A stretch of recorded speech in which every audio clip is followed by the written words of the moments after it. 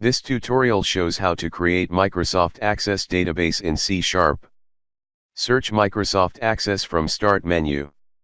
Choose Microsoft Access from the results. Choose blank database when the application starts. Or use any database template. Enter database name.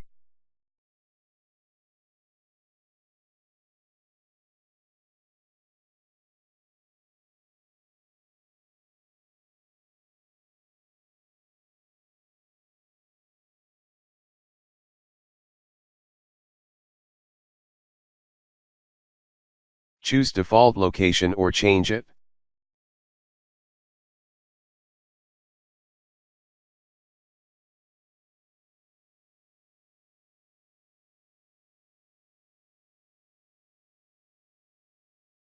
And click Create.